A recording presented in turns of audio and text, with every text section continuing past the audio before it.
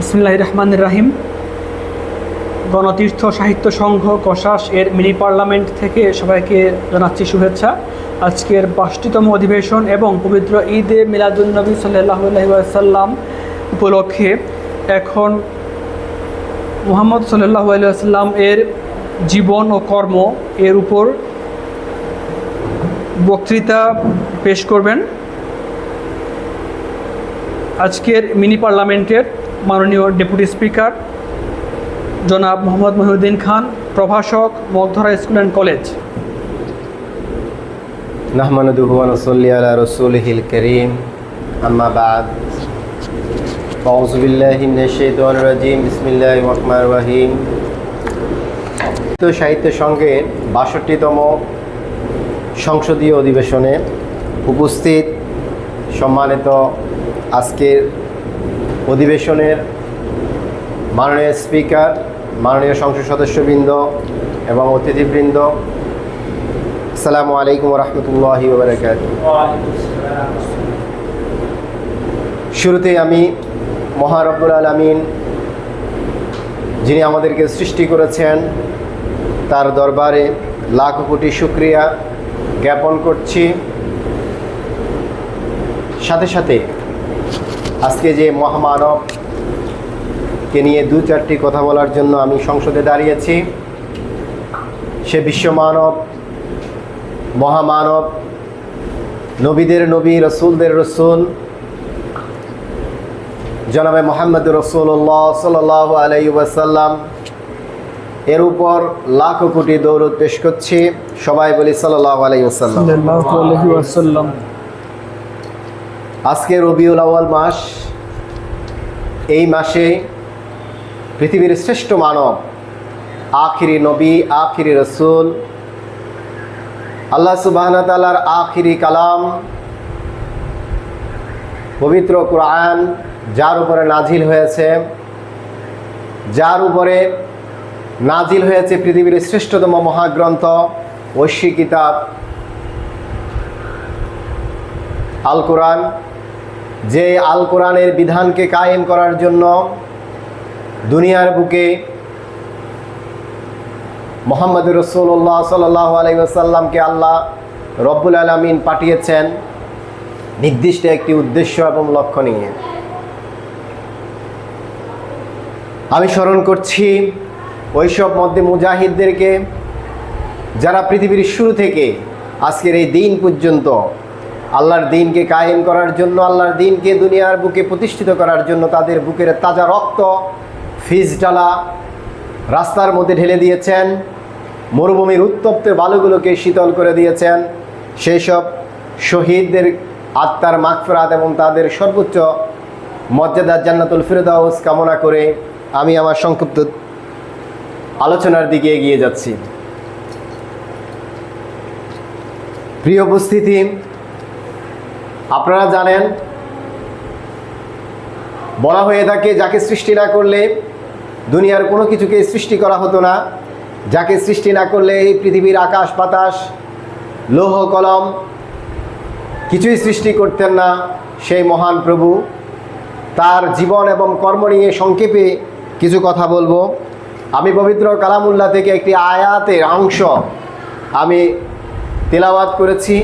সেখানে আল্লাহ সুবহানাহু ওয়া তাআলা যে কথাটি বলেন, লাকাদ কানা লাকুম রাসূলুল্লাহি ফি উসওয়াতুন হাসানা,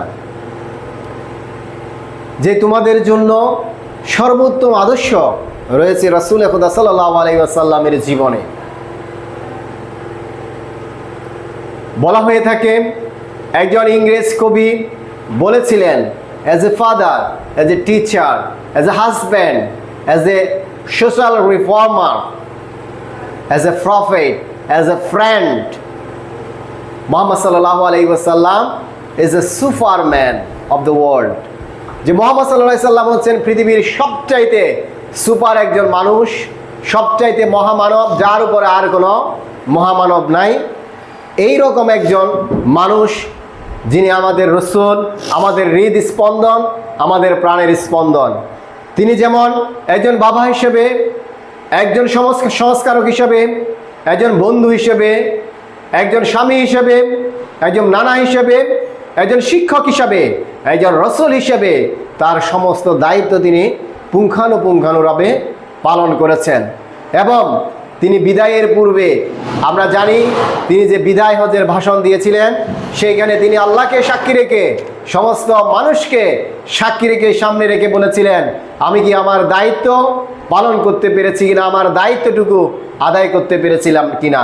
সেই দিন সমস্বরে সমস্ত মানুষ বলেছিল, হ্যাঁ আপনি পেরেছেন।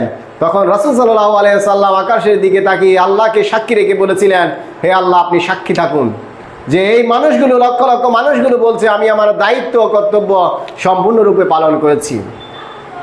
এমন একজন মানুষ, এমন একজন নবী, যিনি নবীদের নবী, যিনি রসুলদের রসুল, এই রসুল আনিত দ্বীনকে, আনিত বিধানকে আজকে আমরা কি করতেছি? আমরা মানতেছি না, আমরা পালন করতেছি না।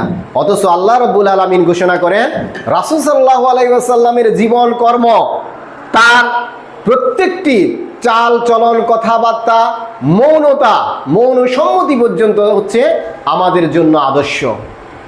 এই জন্য আল্লাহ সুবহানাহু ওয়া তাআলা দৃপ্ত কণ্ঠে তিনি তার কালামুল্লাহর মধ্যে ঘোষণা করেছেন যে আমাদের জন্য রয়েছে উত্তম আদর্শ রাসূল খুদা সাল্লাল্লাহু আলাইহি ওয়াসাল্লামের জীবনের মধ্যে।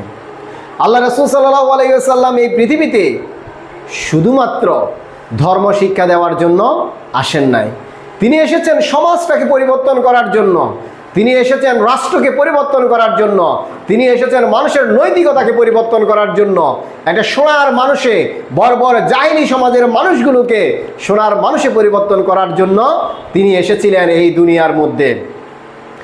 আজকে এই মাসের মধ্যে তার যে শুভ আগমন, এই শুভ আগমনের এই মাস, এই জন্য আজকে তার জীবন কর্মের উপরে সংক্ষিপ্ত আলোচনা করার জন্য আমি প্রয়াস গ্রহণ করেছি।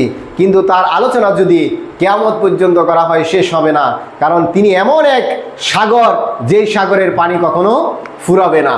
এই জন্য রাসূল সাল্লাল্লাহু আলাইহি ওয়াসাল্লামের জীবন থেকে আমরা ক্ষুদ্র ক্ষুদ্র কিছু বিষয়গুলো, যদি অতি গুরুত্বপূর্ণ বিষয়গুলোকে যদি আমরা পালন করতে পারি, আমরা ধারণ করতে পারি, তাহলে আমাদের জীবন হবে সার্থক। এই সমাজ হবে সেই খোলাফায়ে রাশেদিনের সমাজ, এই রাষ্ট্র হবে সেই খোলাফায়ে রাশেদিনের পরিচালিত রাষ্ট্রের মতো সোনালী রাষ্ট্র, সেই সোনালী সভ্যতা, যেখানে একটি নারী তার অলংকারে সুসজ্জিত হয়ে রাতের অন্ধকারে এই প্রান্ত থেকে ওই প্রান্তে হেঁটে হেঁটে যাবে একা একা, কেউ তার দিকে তাকানোর মতো সাহস করবে না। এমন একটি যুগ, এমন একটি সোনালী সমাজ আমরা যদি পেতে চাই, তাহলে আমাদেরকে খুঁজে নিতে হবে, ফিরে যেতে হবে সেই কোরআনের বিধানের দিকে, আল্লাহ রাসূল সাল্লাল্লাহু আলাইহি ওয়াসাল্লামের আনিত সেই বিধানের দিকে। সেই বিধানকে যদি আমরা ধারণ করতে পারি, আমরা লালন করতে পারি, আমরা পালন করতে পারি, তাহলে আমাদের সমাজে অন্যায়, চুরি, দুর্নীতি, অনাচার, চাঁদাবাজি, গুম, খুন, হত্যাকাণ্ড কিছুই থাকবে না। সমস্ত মানুষগুলো হয়ে যাবে সোনালী মানুষ, রাসূল সাল্লাল্লাহু আলাইহি ওয়াসাল্লামের রেখে যাওয়া সেই সোনালী যুগের সোনালী মানুষগুলো আবার আমরা ফিরে পাব। এই জন্য আসুন আমরা রাসূল সাল্লাল্লাহু আলাইহি ওয়াসাল্লামের জীবন থেকে, নিজেদের জীবনে, তার জীবন থেকে তার জীবনের রঙগুলোকে নিজেদের জীবনের রঙের সাথে রাঙিয়ে তুলি। আল্লাহর রঙে, কোরআনের রঙে নিজেদের জীবনকে রাঙায়, পরিবারকে রাঙায়, সমাজকে রাঙায় এবং রাষ্ট্রকে রাঙায়। গণতন্ত্র সাহিত্য সংঘের অন্যতম লক্ষ্য উদ্দেশ্য হচ্ছে এই সমাজের মধ্যে ন্যায় বিচার প্রতিষ্ঠা করা, এই সমাজের মানুষগুলোকে সচেতন করা, দুর্নীতিমুক্ত, শোষণমুক্ত, অন্যায়, জুলুম, অবিচার মুক্ত একটি সমাজ, রাষ্ট্র পরিচালনা করার মতো সেই খাঁটি একনিষ্ঠ মানুষগুলো তৈরি করার জন্য গণতন্ত্র সাহিত্য সংঘের পথ চলা। সেই জন্য রাসূল সাল্লাল্লাহু আলাইহি ওয়াসাল্লামের জীবনকে আমাদেরকে বেশি বেশি করে আঁকড়ে ধরতে হবে, পালন করতে হবে, লালন করতে হবে এবং সমাজ পরিবর্তনের দৃঢ় প্রত্যয় নিয়ে সেই হিলফুল ফুজুলের মতো গণতন্ত্র সাহিত্য সংঘ যেন দীর্ঘদিন তার এই কার্যক্রম নিয়ে সফলতার মুখ, যাতে সমাজকে পরিবর্তন করার যে স্বপ্ন দেখেছে সেই স্বপ্ন যাতে বাস্তবায়িত হয়, সেই আশাটুকু রেখে আমি আমার আজকের রাসূল সাল্লাল্লাহু আলাইহি ওয়াসাল্লামের জীবনের উপরে সংক্ষিপ্ত আলোচনা এখানে শেষ করছি। ওমা তাওফিক ইল্লা বিল্লাহ। আসসালামু আলাইকুম ওয়া রাহমাতুল্লাহি ওয়া বারাকাতুহু।